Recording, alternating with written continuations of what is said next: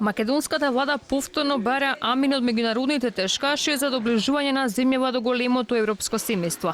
На еден месец од добивање на европскиот извештај, премиерот заево последен обид да ги добие симпатиите на францускиот претседател Макрон и германската канцеларка Меркел во Берлин ке разговара за судбината на Западен Балкан. И денеска намаса македонскиот тим ќе убедува дека земјава ги исполнила сите точки од зададената задача, но и ги имплементирала реформите.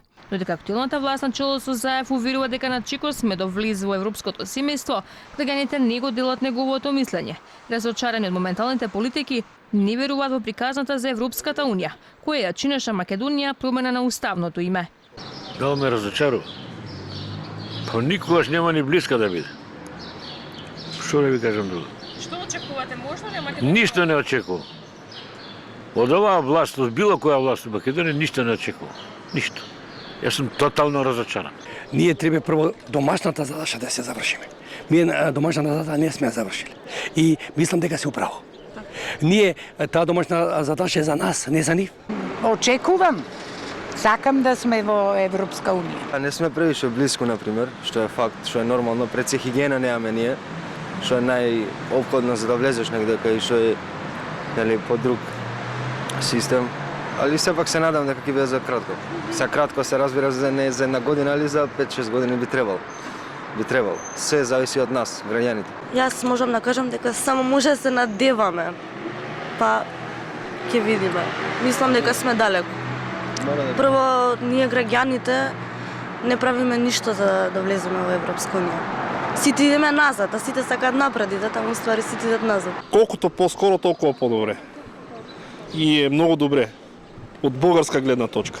Шансите и објективните можности нешто да се добие во јуни се еднакви на нула, коментира Зелфа поранишниот дипломат Никовски. Вели бројните афери и скандали кои се случуваат во Македонија и незавршувањето на домашната задача за спроведување на реформите се сериозен тест кој треба да се положи.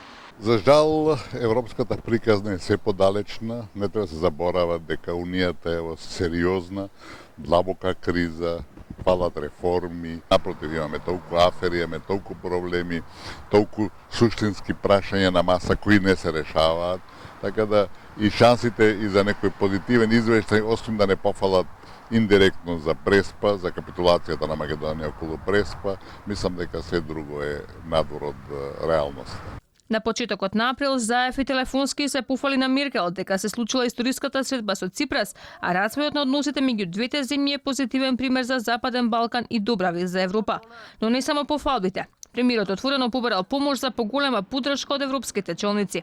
Од 2005-та Македонија е со статус на земја кандидат за членство во Европската унија. Сите досегашни извештаи беа без конкретен датум за почнување на преговори, а водечките членки на Европската унија веќе јасно кажаа дека проширувањето на унијата за влез на Македонија и Албанија во пакет не се добра опција во моментов. При очекувањето од денешниот самит се дека одлуката за одредување датум за почеток на преговорите треба да се одложи барем до септември годинава.